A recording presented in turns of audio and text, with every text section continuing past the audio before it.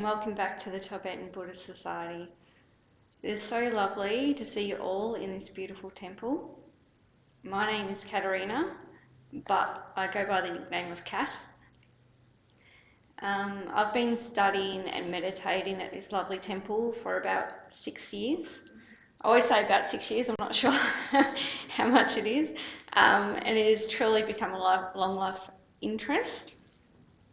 Over the next 6 weeks, with a break over the Labor Day weekend, I'm going to be exploring topics from the essence of the path to enlightenment, and also meditations on the path to enlightenment. Both these books are written by our founder, renowned scholar and spiritual head, Geshe Acharya Thupten Lodden. The profound topics I'll cover will be the importance of understanding suffering and delusions, negative minds, and the remarkable steps of taking refuge. These topics will give you an insight into the current circumstances we all face and empower you to see them from a new perspective. If you have either the Essence or Path to Enlightenment books, you'll notice that the topic refuge is prior to suffering and delusions. However, it is not essential to read this book from start to finish in order. Sometimes it is good to start with a topic that you like and gain more familiarity with it first, and then investigate a more challenging topic. I thought to start off, before we dive into suffering of samsara, I thought it would be good to start with some concepts introduced in the introduction chapter into the Path to Enlightenment book, which is the big one, because I find it quite in line with our topics over the next 6 weeks that we're going to cover, and I also find it inspiring. So the Path to Enlightenment is about you, okay? By reading it, you will learn about your present situation, how you've come to be here, and where you're heading in the future. You will discover the nature of life, the potential that exists in your mind, and how to actualize that potential to its fullest possible development. The attainment of enlightenment. We all need enlightenment, and the world that we live in cries out for it. In a sense, enlightenment is merely a change of perspective. I hope to show you the pathway to the new perspective over the next 6 weeks. It is the teachings of the Enlightened One himself, Shakyamuni Buddha, which is just behind me. The statue of Shakyamuni Buddha. The Path to Enlightenment book collects the essential points from the vast range of the Buddha's discourses into the progressive stages of spiritual practice. It is a comprehensive guidebook to Buddhist thought, which focuses on the practical needs of your spiritual journey. Studying and contemplating the subjects of the Path to Enlightenment will enable you to answer any question and solve any mystery. It will enable you to see yourself and others, past, present, and future events in your life in a totally new, more enlightened perspective. So yet again, it's a perspective.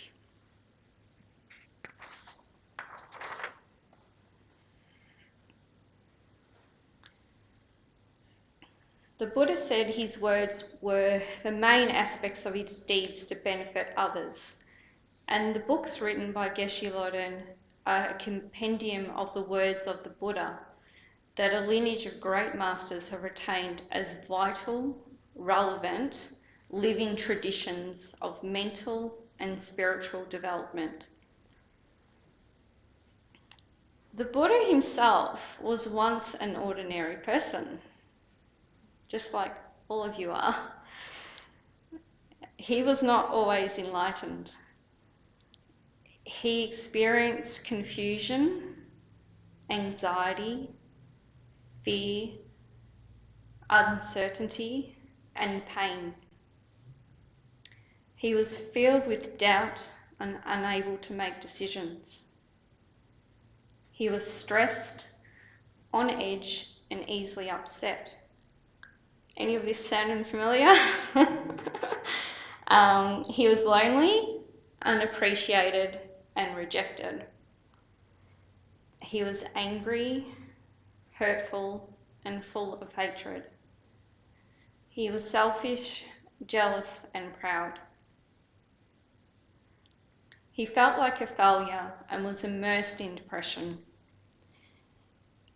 His hopes were dashed, his expectations frustrated, and life appeared to him to have no purpose or meaning. He was caught in the cycle of the suffering of birth, sickness, old age, and death, and seeing that others were similarly afflicted, he sought out a solution. That was pretty cool. I'm sure some of these points will sound familiar to each of you. His solution is presented in the Path to Enlightenment book. The essence to the Path to Enlightenment gives a good introduction to his solution. So this is the essence of the Path to Enlightenment. It's quite condensed. By integrating his mind with the concepts presented in these books, the Buddha attained enlightenment. He passed beyond all suffering and the negative attitudes that are the source of suffering. He removed even the subtle limitation on a perfect view of the ultimate and conventional levels of reality, and thus enabled himself to become a source of happiness and benefit for all living beings. His attainment of enlightenment is the attainment that you'll gain by integrating your mind with the perspectives covered in these teachings. Use the concepts presented in the next 6 weeks to stimulate your mind in the directions that will enable you to discover the real sources of happiness and suffering that abide within it, and the means to develop your mind so that it becomes a true source of happiness for both yourself and others. This course will give you the concepts that will enable you to reinterpret the events in your life in a way that will eliminate suffering. The path to enlightenment is not just a theoretical work.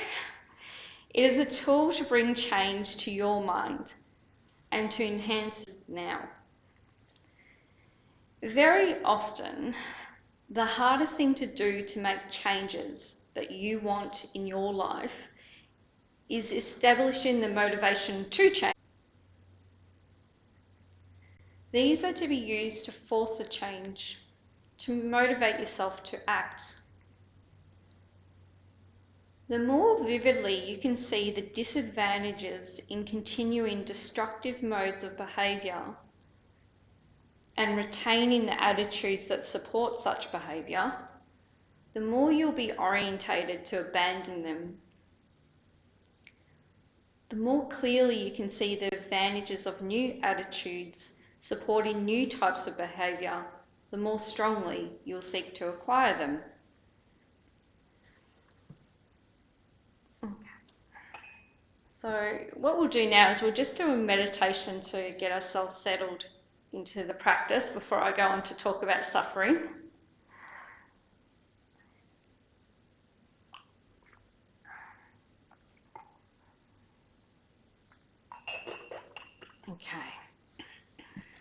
So for the first meditation, I've chosen Give in Love meditation, which is my small take on a part of the Tongling practice of giving happiness. When meditating, try to think of real examples of love. So really try and think of something that triggers you and your love. I visualise his face, how he purrs, and the good qualities of him.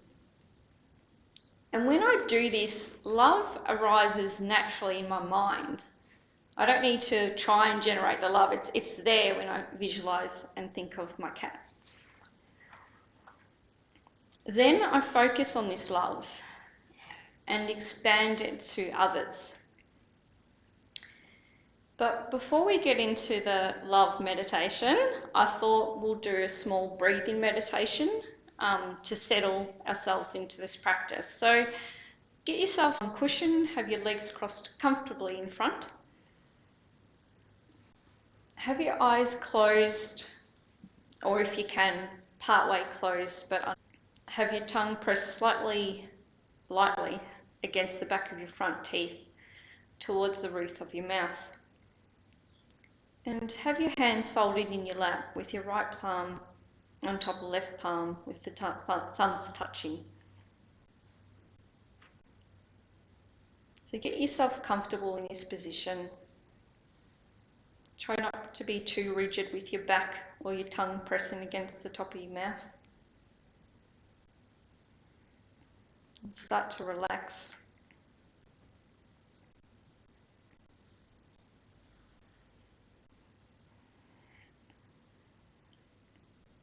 Start to let the world around you fade away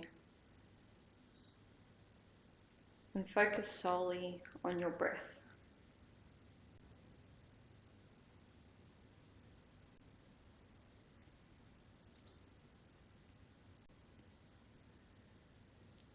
You can concentrate on the airflow at the tip of your nostrils or in the rise and fall of your stomach.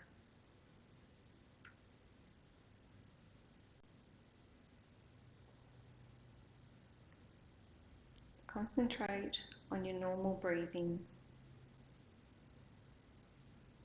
Do not change your breath in any way.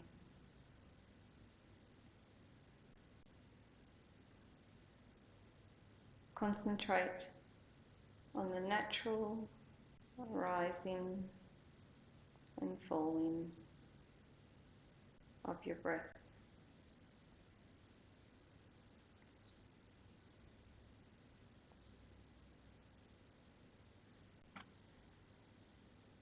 Think to yourself,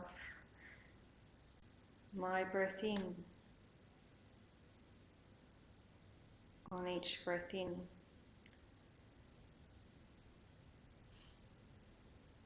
and my breath out on each out breath.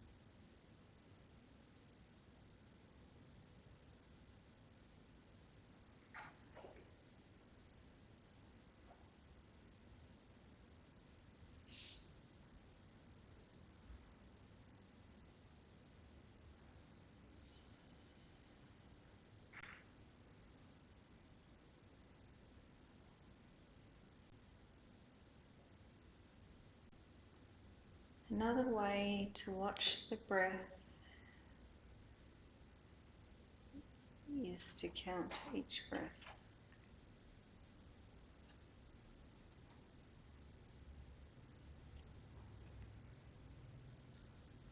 Watch your breath go in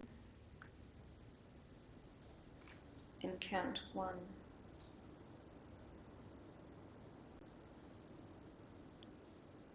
And then go out again and count both as 1.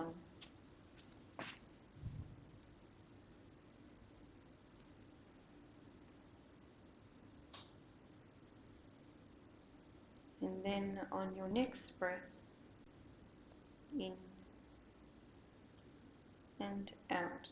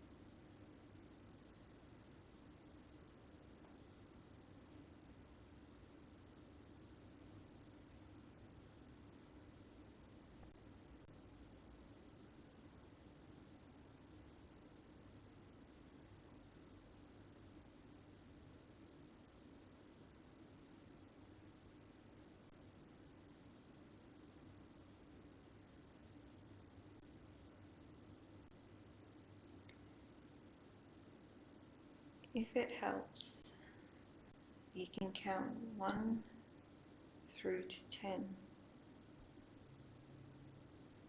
of each in and out breath. And when you get to 10, start back at 1 again.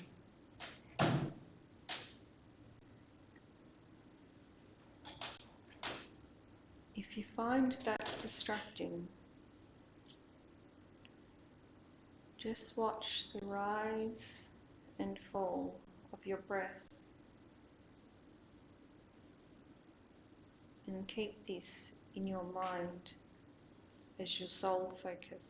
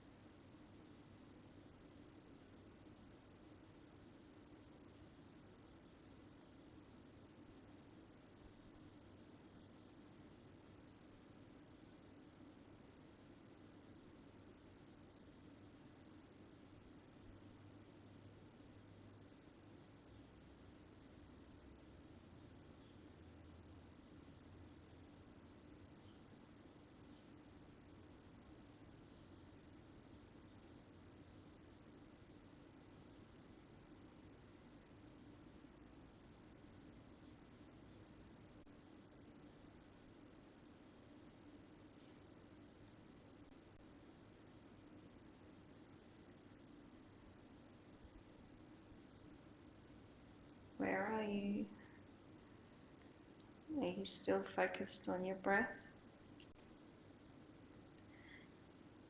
If your mind gets distracted about a thought, let it pass and refocus your mind back to the breath. This is the best part and the hardest part. To see your mind has lost its object and bringing it back to the breath.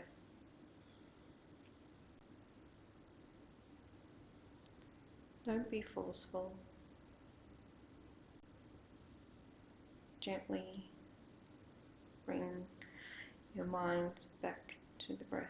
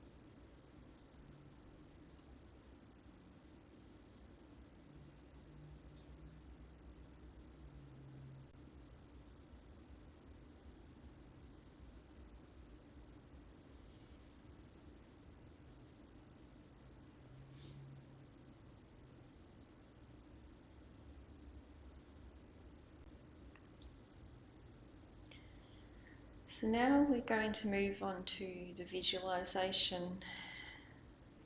If you want, you can stretch, reposition yourself.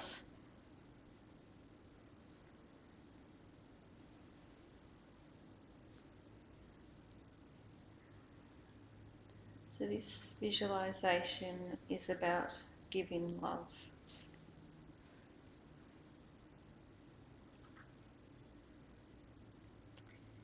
Bring to mind one person or animal that would make love arise easily in you.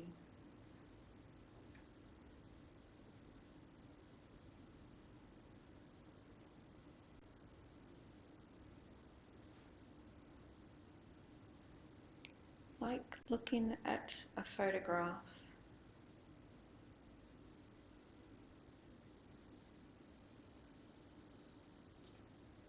Imagine their smile,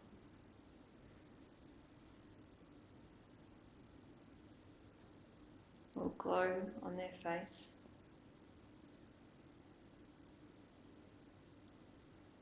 Or a little whiskered face.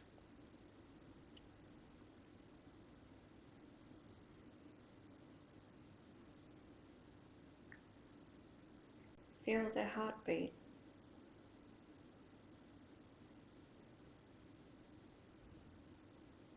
Smell their perfume.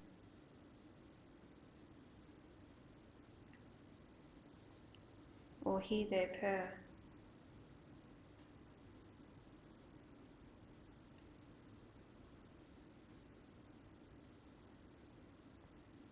Make this image come alive in your mind.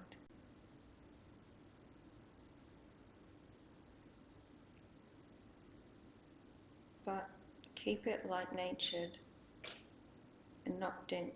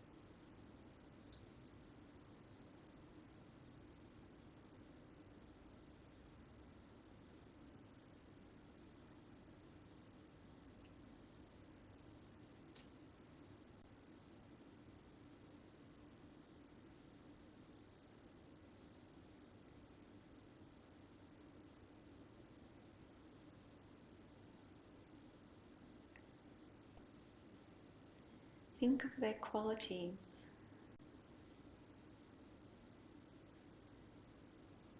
what they naturally give and do, and let that love build in your mind until it swells.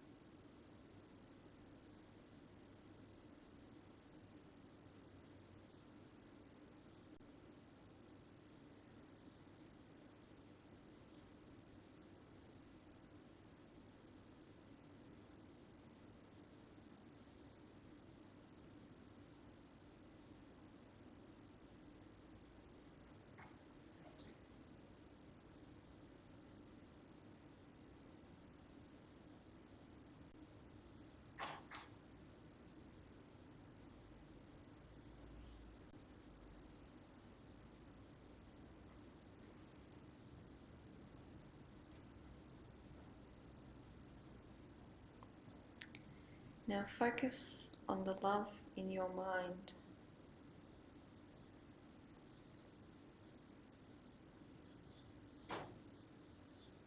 That swollen, warm feeling.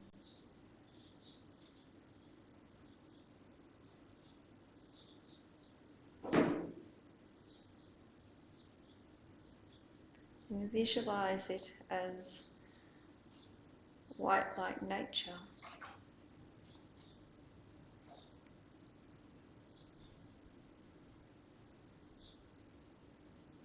And that it fills every pore in your body.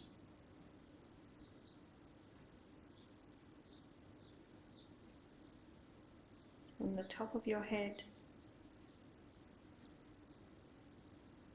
to the bottom of your feet.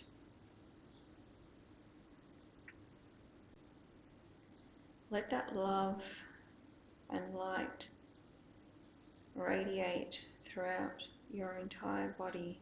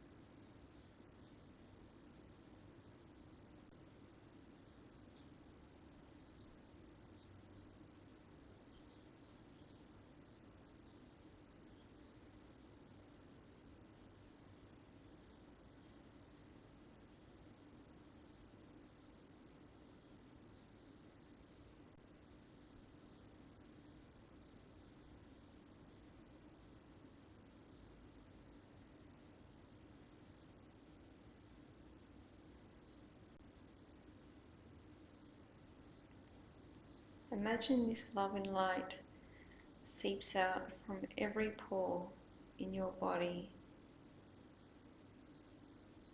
and lights up the entire room, and that all beings in this room are now filled with that same light and love.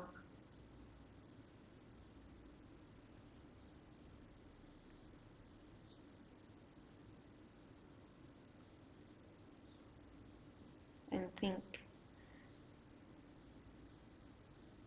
may all beings have happiness and all causes of happiness.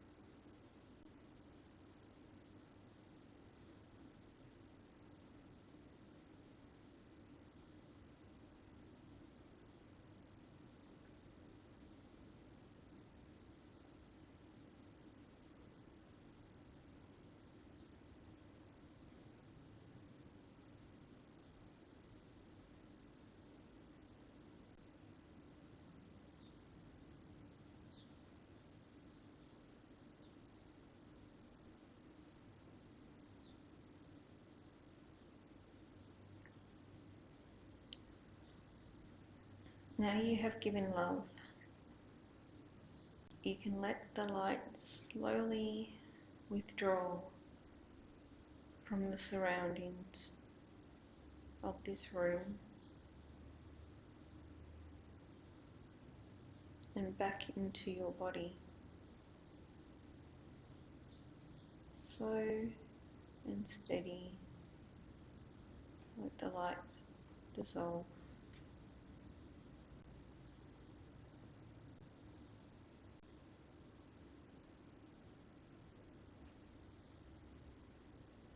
And let the love and light slowly subside through your body,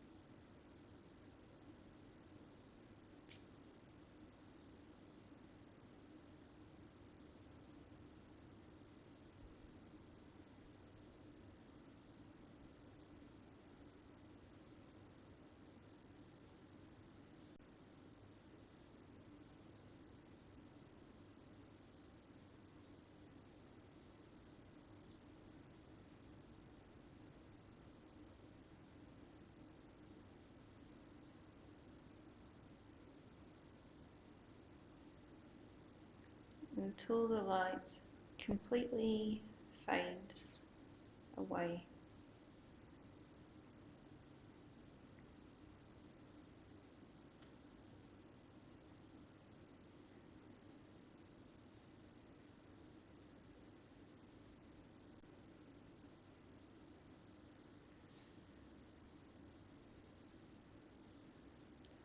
We can now finish this meditation. Take your time coming back.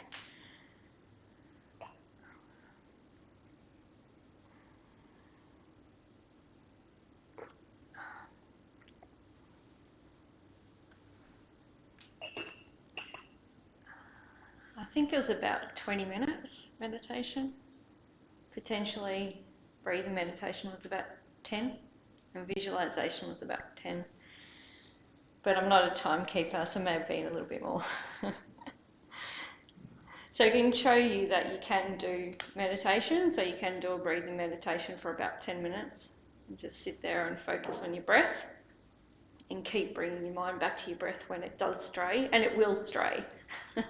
It will go off on a tangent, either about the past, present or future, and then you sort of reel it back in. But just do it slow and steady. Don't be harsh on yourself or judge yourself. Just slowly bring your mind back to the object again. What we can develop from this meditation is to practice generating our love. Bringing an intention to our actions is most powerful. And the best thing is, you can do this at any time. Bring the feeling of love to mind and let it radiate. Okay, let's talk about suffering. This is what you've all been waiting for. Okay, samsara is the state of the body and mind of an ordinary being arising due to contaminated karma and delusion. It is the experience of suffering. Samsara is not an external entity, unfortunately, but the suffering experienced by ordinary beings. The material world is not samsara, rather the place of samsara. If such material things, such as cars, televisions, fast food outlets, and so on, were samsara, then it would be very easy to escape it. Just turn the TV off.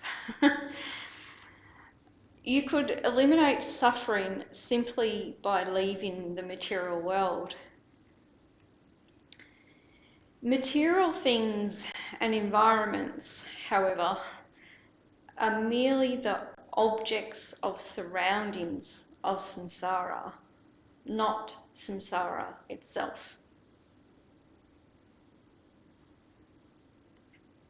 And also to note, the person himself is not samsara either. The person is a being within samsara because he possesses the 5 contaminated aggregates of body and mind, bounded by delusion and karma. The 5 aggregates are the aggregates of form, feeling, discrimination, compositional factors, and consciousness. They are the base of the label person.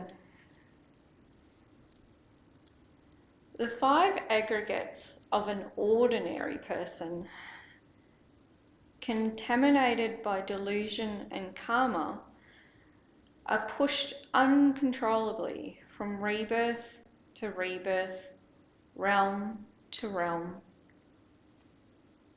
Without any choice, delusions continue to arise, creating more contaminated karma and thus perpetuating suffering rebirth after suffering rebirth. This is samsara. And it is the object of renunciation, the state from which we aspire to be freed, the bondage from which to be liberated. The attainment of nirvana is liberation, that is, liberation from the bondage of karma and delusions. It is attained chiefly by the practice of the 3 high trainings. And just like samsara, nirvana is not a place, but a state of existence. Some people assume nirvana is some sort of a heaven in another realm, but actually it is a state of existence liberated from karma and delusion. Nirvana is the permanent cessation of suffering and is achieved when karma and delusions are completely eliminated. When the 5 aggregates are liberated from the control of karma and delusion, they are simultaneously liberated from all suffering. This cessation of suffering is permanent. Good news. And the 5 aggregates will never again be bound by the delusion and karma. Generating the mind aspiring for nirvana depends on being motivated by seeing the disadvantages of not being liberated. That is, by seeing the suffering nature of samsara and its causes. For this reason, we contemplate the suffering of samsara set forth by the Buddha as the first of the 4 Noble Truths. The 4 Noble Truths are true suffering, true source of suffering, true cessation of suffering, and true path to the cessation of suffering. For today I'll cover true suffering. Okay, there are countless forms of suffering in samsara. Where to start? There are enumerated in the path to enlightenment as the 8 sufferings, the 6 sufferings, specific sufferings, and so on. But the good thing is it can be condensed into 3 sufferings. So first, and you can identify with these sufferings when I'm talking about them. So first is the suffering of pain. The suffering of pain and the experience of unpleasant feelings are the common lot of all living beings. This is manifest suffering and is easy to identify. It includes the suffering associated with birth, aging, sickness, death, meeting the unpleasant, separation from the pleasant, not gaining what is desired, and the contaminated aggregates that are suffering. My thoughts are that it is important to note and acknowledge that any change needs to come from within.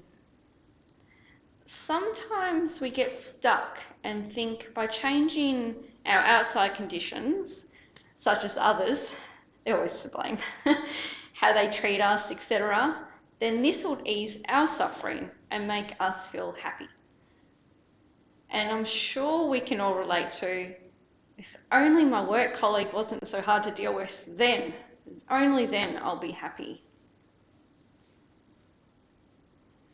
But you'll gain an understanding that we can't possibly have control over each and every person.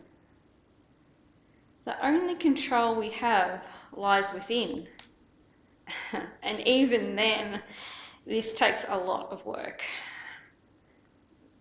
To be mindful of your intention and catch yourself reacting out of instinct and deep-seated habituation.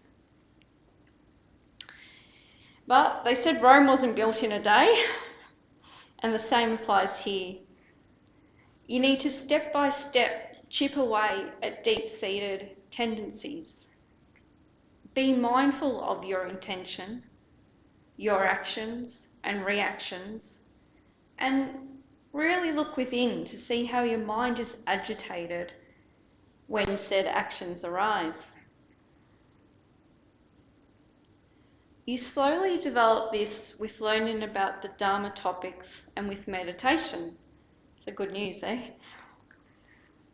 Meditation is not supposed to be just sitting blankly there with your eyes closed. It is about really looking within and seeing your thoughts arise. And then by doing this, you are able to catch these thoughts in your day-to-day interactions. Instead of just blurting out whatever comes to mind, you can have a sense of acknowledging the thought first and choosing to act it out or not. And this is really empowering, but takes time and practice. The next of the 3 sufferings is change in suffering. And yet again, this is one we can easily identify with. As long as we are part of samsara, the experiences that we identify as happiness are, in fact, merely a change in the types of suffering we endure. We change from one form of suffering for another, and the relief of the previous suffering is experienced as happiness. An example is when lying on the beach in the very hot sun. I hope we've got sunscreen and hats in this visualisation. In a short while, you'll experience the suffering of heat. To overcome this, you dive into the cool water and experience the relief from the heat as being happiness. And you're probably looking out for sharks as well if you're in the ocean, but anyway, we'll get to that another time. You feel nice and cool, and that is enjoyable, but it's only enjoyable for a short while. You soon begin to feel uncomfortably cold in the water. You start to get goosebumps. You start to look out on the beach and think, okay, I need to be in the sun again. Having replaced the suffering of heat with the suffering of cold, Once you pass the initial joy at getting rid of the heat, you begin to be aware of the extent of your new form of suffering, the cold.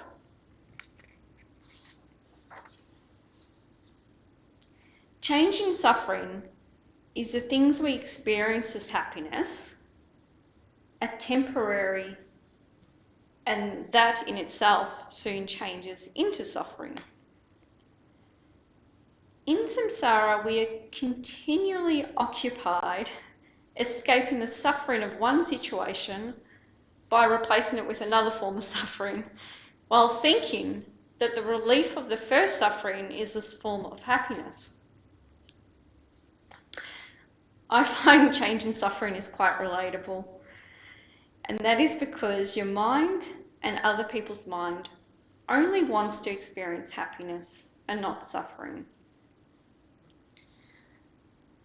But we can't escape suffering in our current circumstances. You can't escape it. This is comparable to putting a band-aid on a wound. It is only going to provide temporary relief, but the real healing takes weeks or months. But please don't be discouraged. It is best to acknowledge that we only do this as a deep-seated habit and tendency. Don't beat yourself up by this, as we are all in the same boat. Approach the Dharma topics with love and compassion for yourself. And never think that you must give everything away and live in a cave. These practices are to be done gradually, step by step, like a gently flowing river. And with any goal you set yourself for this year, a holistic approach to it will reap benefits, i.e., your ultimate goal might be, I want to be free of suffering.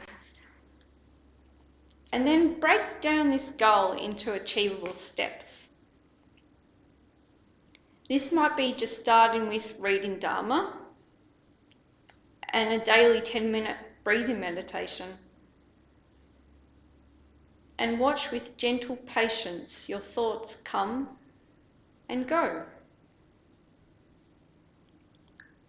And then after doing this small meditation daily for weeks and months, then at work, when you feel your emotions become agitated,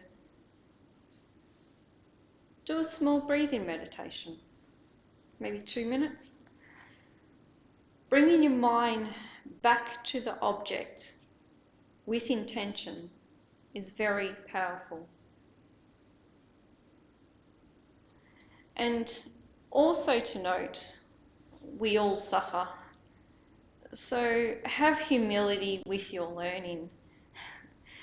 Don't go strutting into the office, pointing out others' faults and saying, here is a solution to it. We all learn and develop in our own way. And the third suffering is pervasive suffering. This one's a harder one. Samsara is pervaded by suffering. It is simply that the contaminated aggregates, conditioned by delusion and karma, are in the very nature of suffering. As long as these aggregates remain conditioned by delusion and karma, our experience will be a form of suffering. Although the suffering of pain and change suffering are reasonably obvious, pervasive suffering is more difficult. Because pervasive suffering is subtle. It is a subtle sense of general misery, I'm not laughing, of general misery and dissatisfaction that goes on all the time. We feel that we are an obstacle to ourselves and to our own success. There is a sense of heaviness, hollowness, and wretchedness which is eternal.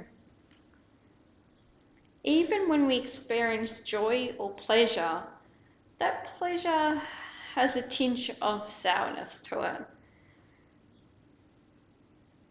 Pervasive suffering is connected with constant movement, flickering thoughts, latching onto one situation after another, or constantly changing subjects. It is like getting out of a car, walking into a building, getting out of the building, walking into a car, being hungry, settling down in a restaurant and eating food, and going back. Our life consists of a lot of shifts when you think about it. It is a sense of never being fully satisfied. Since we carry this burden of suffering all of the time, we have grown accustomed to it. And this is different to changing. Pervasive suffering is different to changing suffering, in that once we are satisfied with having accomplished one task, e.g. walking into the building, our mind moves on to the next problem or task, e.g. getting out of the building. Or in the case of eating in a restaurant, now that we are fed, the next task at hand is getting home again. Pervasive suffering is always having the need to be doing something. That's how I put it. And always addressing different problems. Have you ever just scrolled through Instagram or Facebook, mindlessly watching one video after the other? Not really interested in the content, but watching it just because? Almost like we can't switch off. And then grumping that there's never enough time in a day. Is it scary or challenging to just sit quietly in a breathing meditation? Just sitting, watching the breath, and seeing those thoughts come and go, but not grabbing onto them. It is when we recognise pervasive suffering that we are able to gain true renunciation. So before we wrap up today, I'll do another 20-minute meditation, or guesstimate 20-minute meditation. So get yourself settled and comfortable again. And if you need to stretch through it or just move a little bit, you can. I'll just get a bit of water.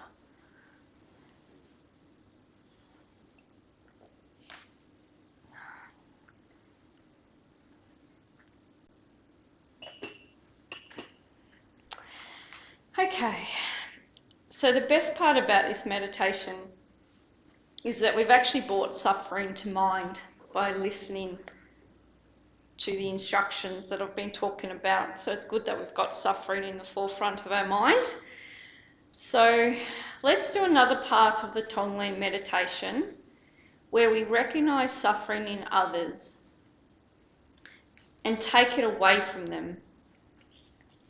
To note, you can't literally take away someone's suffering, but the feeling that arises when you do this meditation is an antidote to pride and ego. So get settled back into meditation posture, same as before. Try to have a comfortable, upright posture. If seated, have your feet on the ground. If on cushion, have your legs crossed comfortably in front.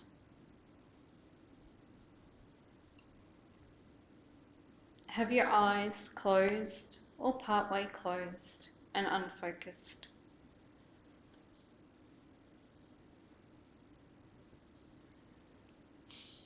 Have your tongue pressed lightly against the back of your front teeth. towards the roof of your mouth. And have your hands folded in your lap, with right palm on top of left palm, with thumbs touching.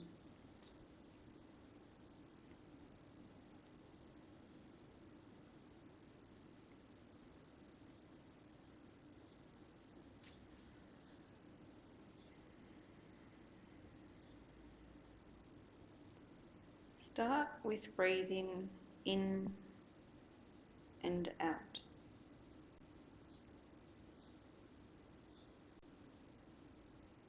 Just to settle the mind.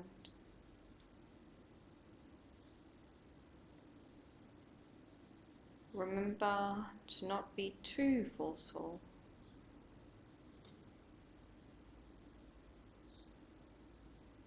And just naturally watch the rise and fall of your breath at the tip of your nose, or the rise and fall of your belly.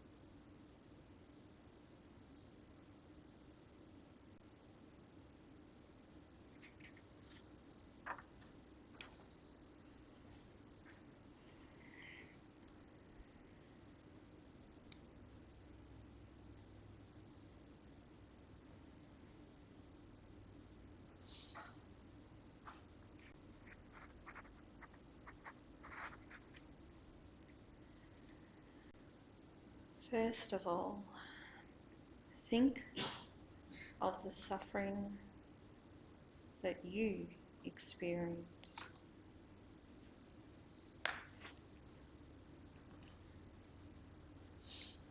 For a few breaths, concentrate on removing all of your own suffering.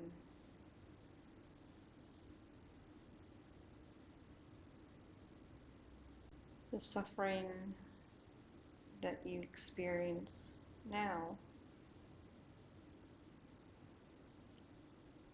or will experience in the future.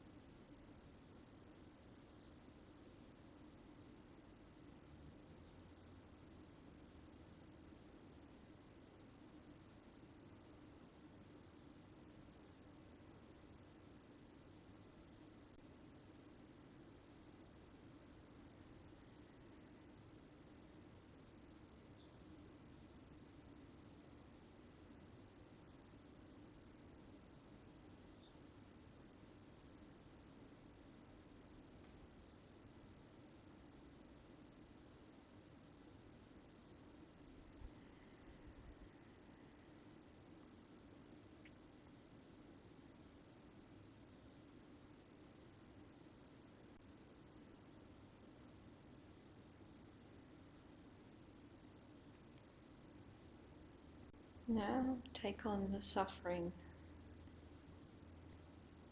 of someone who you love. With each in-breath, draw from them all the suffering that they have experienced in the past, are experiencing now, or will experience in the future.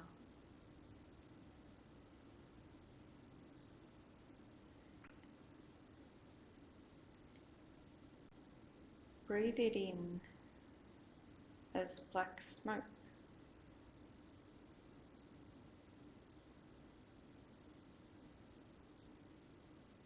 At your heart, visualize your self-cherishing attitude in the form of a tight rock, like a ball.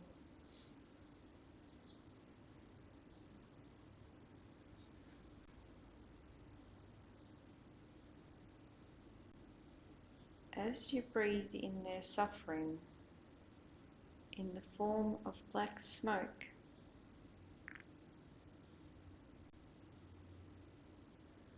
see it come down into your chest and completely smash and destroy the rock of self-cherishing at your heart.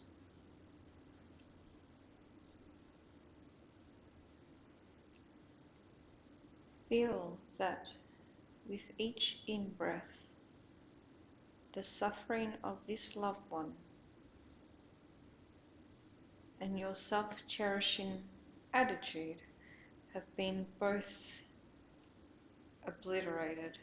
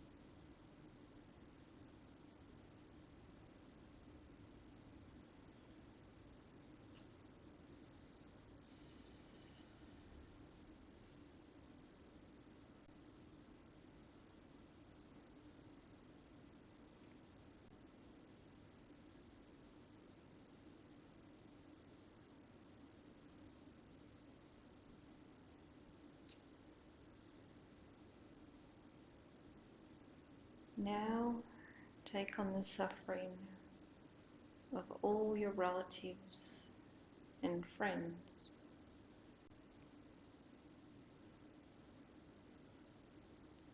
With each in-breath, draw from them all the suffering that they have experienced in the past, are experiencing now, or will experience in the future.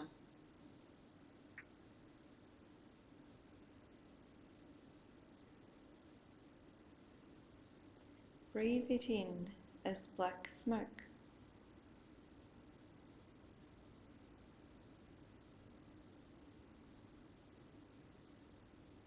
Again, at your heart, visualize your self-cherishing attitude in the form of a rock.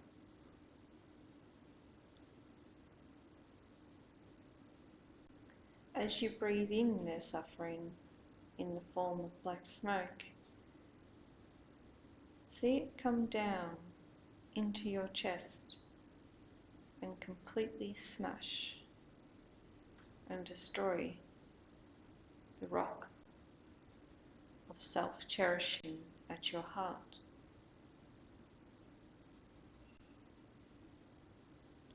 Feel that with each in-breath, the suffering of all your friends and relatives and your self-cherishing attitude have both been obliterated.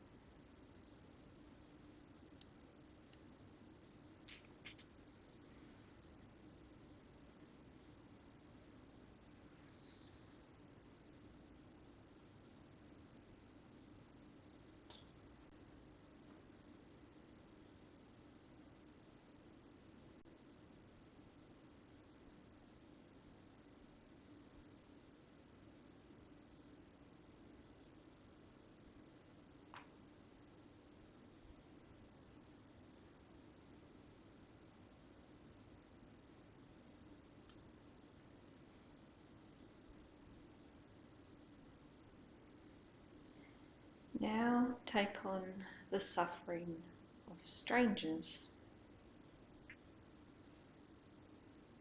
people that you may encounter but have no closeness or feelings for.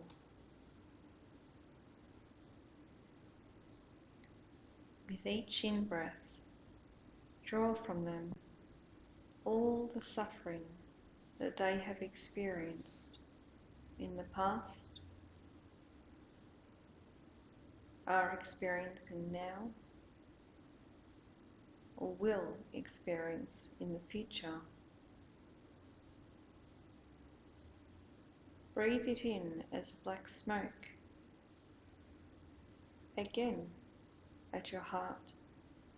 Visualize your self-cherishing attitude in the form of a tight rock-like ball. As you breathe in their suffering in the form of black smoke,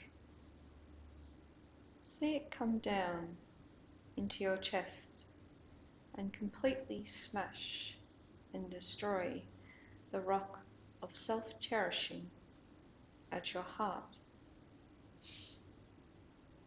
Feel that with each in-breath, the suffering of all strangers and your self-cherishing attitude have both been obliterated.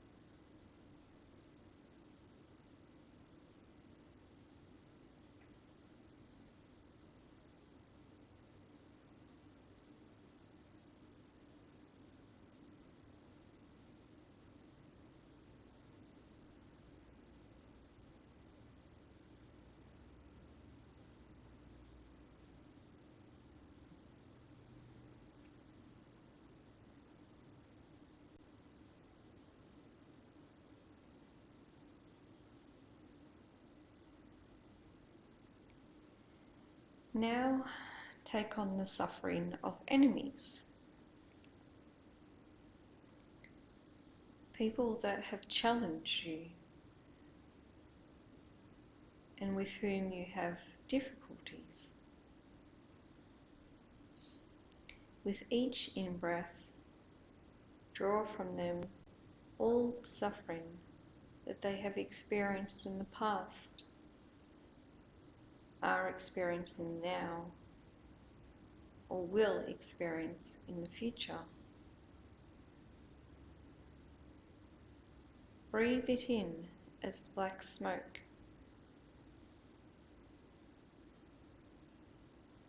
At your heart, visualize your self-cherishing attitude in the form of a tight rock, like a ball. As you breathe in their suffering in the form of black smoke, see it come down into your chest and completely smash and destroy the rock of self-cherishing at your heart. Feel that with each in-breath, the suffering of all your enemies and your self-cherishing attitude have both been obliterated.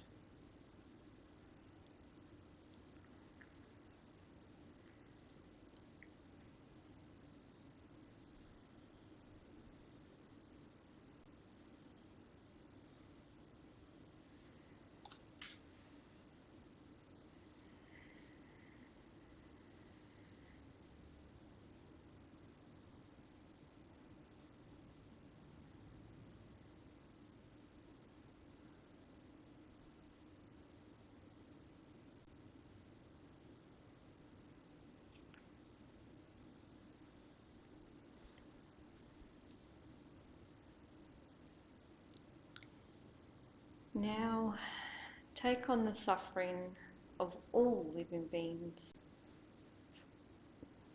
humans, animals, beings in other realms. Visualize yourself surrounded by all living beings. With each in-breath, draw from them all the suffering that they have experienced in the past, are experiencing now, or will experience in the future. Breathe it in as black smoke at your heart. Visualize your self-cherishing attitude in the form of a tight rock, like a ball. As you breathe in their suffering in the form of black smoke, see it come down into your chest and completely smash and destroy the rock of self-cherishing at your heart. Feel that with each in-breath, the suffering of all living beings and your self-cherishing attitude have both been obliterated.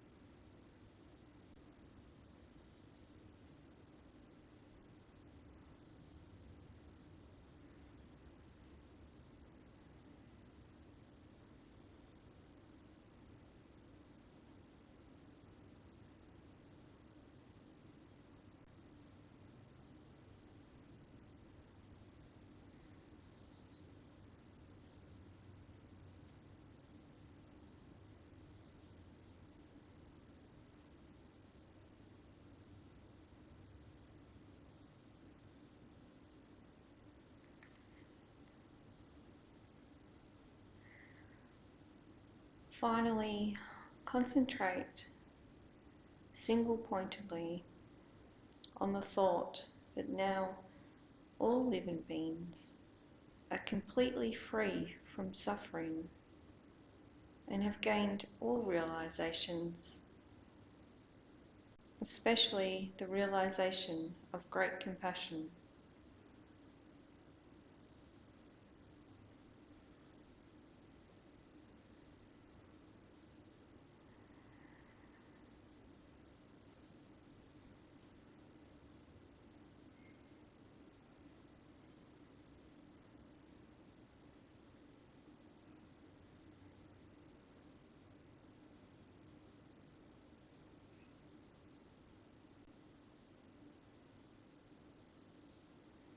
We can now finish this meditation.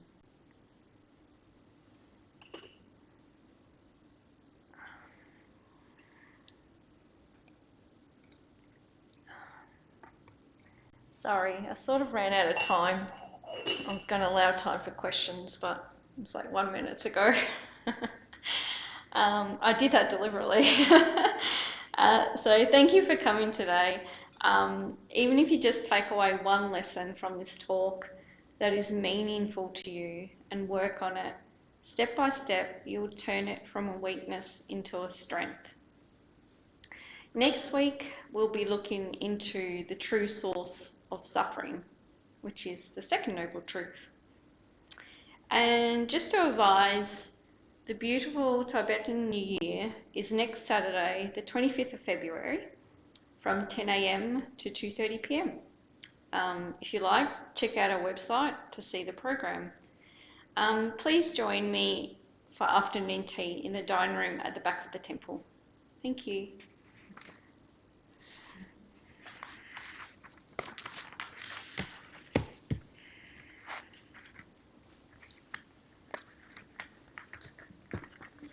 And if you do have questions, you can ask me out back or bring them next week.